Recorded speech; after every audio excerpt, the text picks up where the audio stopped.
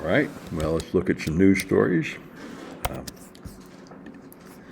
So this guy in Israel was an Israeli journalist, and he found out about the first missile strike in Israel, which was a big explosion. Now, it hit an open field and didn't hurt anybody, so he published a news article saying, this thing went off and there was a big explosion. And then he started getting all these strange messages over various messaging systems demanding that he modify his story, because it turned out that a whole bunch of people had bet on Polymarket on the date when the first missile would slip through the missile shield, Iron Dome in Israel, and hit the ground.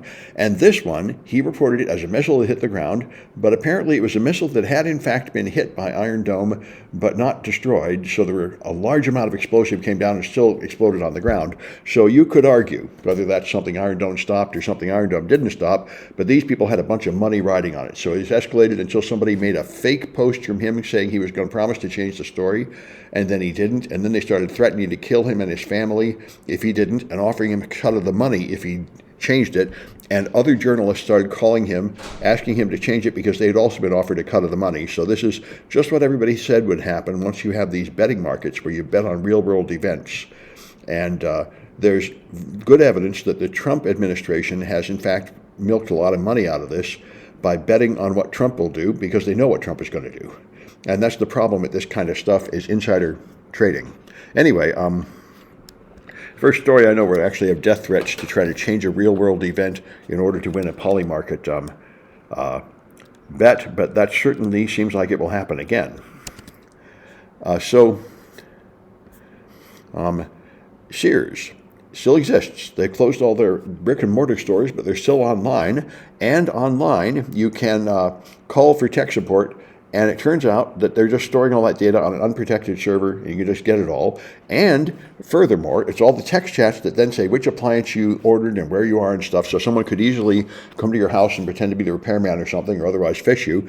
And the other thing that's even more disturbing is that the audio files are much longer than they should be. Apparently, the online audio help system has some kind of user interface defect. So he said people leave it on when they think they've turned it off, like up to 4 hours. So you hear all the conversation in their house and the TV playing and everything. And all that was just public for everyone to see. So this is what tends to happen. And it's something that I think it's hard to remember when you're dealing with online services, is they're recording all the data you send them, and they're probably doing something stupid with it, like storing it somewhere publicly where anybody can steal it. That happens pretty often. This is what finally convinced me to start using a password manager.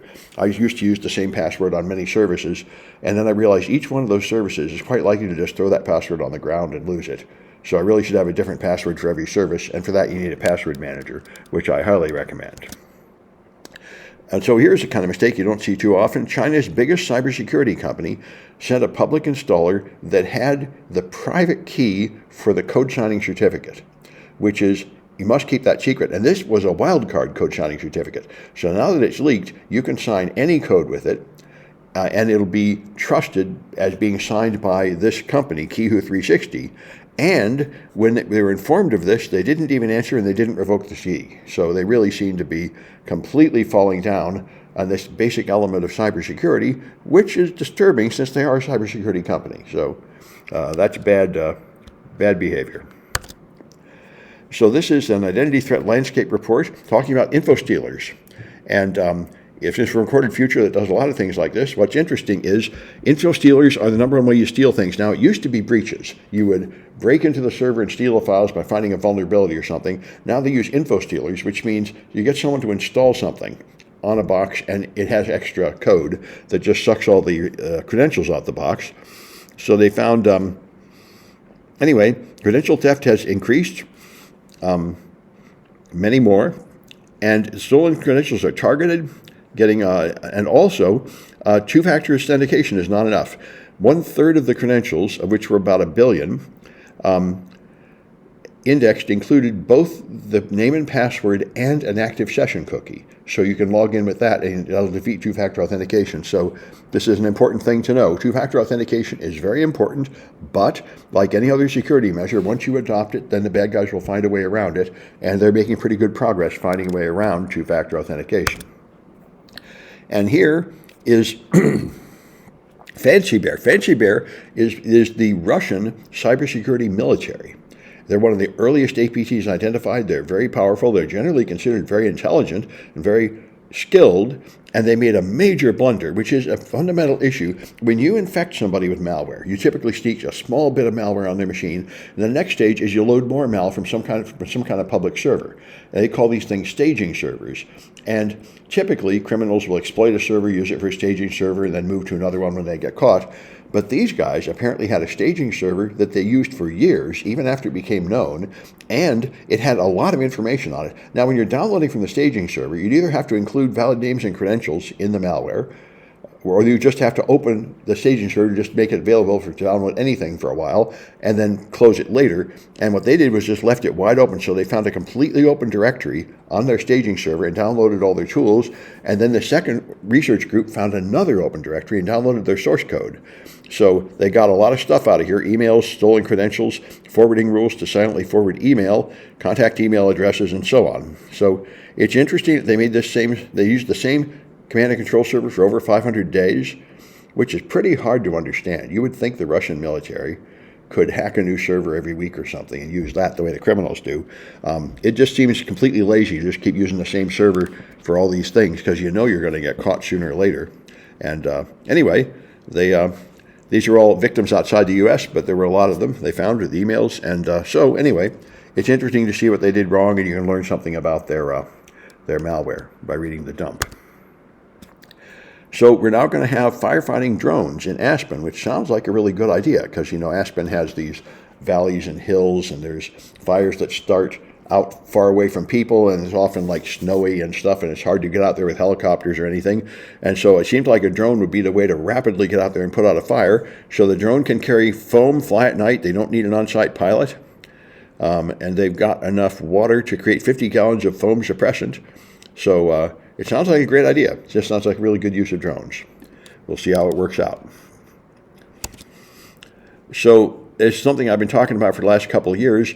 It used to be that the number one target was Windows desktops, tricking somebody into installing something on the Windows desktop. Then you get control of that. Then you try to pivot from that and take over the rest of the network. But now it's mostly targeting network infrastructure. This is the number one way people get in. They attack your firewalls, your VPN concentrators, the edge devices on your network.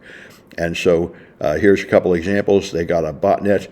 And by the way, the one they're attacking mostly these days is Fortinet. Fortinet is a popular manufacturer of firewalls, but they've had some serious vulnerabilities lately that have been known and patched. But if you haven't patched them, you're vulnerable. And there may be other vulnerabilities too. But they're getting on to taking over the device. And this one was multi-architecture, designed to turn compromised Linux boxes into nodes. And here's another one, an SSH scanner and crypto miner. That it brute forces weak SSH credentials and then gets in. So it's good to know that's happening. This is an interesting attack. It's the opposite of what I'm used to. Now, a modern technique is called ClickFix, where they say, in order to authenticate that you're not a bot, you have to copy this stuff into a command prompt and give you some code to copy. That's a common attack, and that code is malicious. It's obfuscated PowerShell or something. But then if you do that, then your antivirus might catch it, or your AI tool looking for malicious activities might catch it. So what this does is it, in the source code of the web page, the malware does not appear. It's calculated in some complicated JavaScript way, like choosing one letter at a time out of a long list of letters, and then presented on the screen so the user can easily copy and paste it from the screen, but the defense, which reads the source code, cannot find it. This is a clever trick. You display the malware so it's easy for the user to see, but the malware scanner cannot see it since it just scans the source code. So that's a clever trick, and I guess the only way they're going to be able to fix this is for the malware scanners to run all the code to reconstruct the dynamically constructed strings. They already now open zip files and such to look for malware inside them, and this is going to require another it's going to either have to reconstruct that, or it's going to have to recognize the type of code that looks like it's obfuscating something and just say this looks malicious, it's doing something goofy.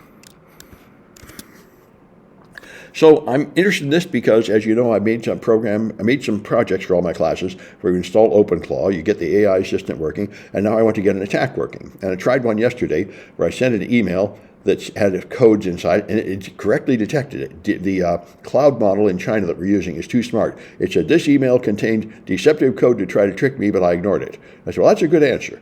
But that's because it's a fairly modern one. Anyway, here's some examples of how you do take over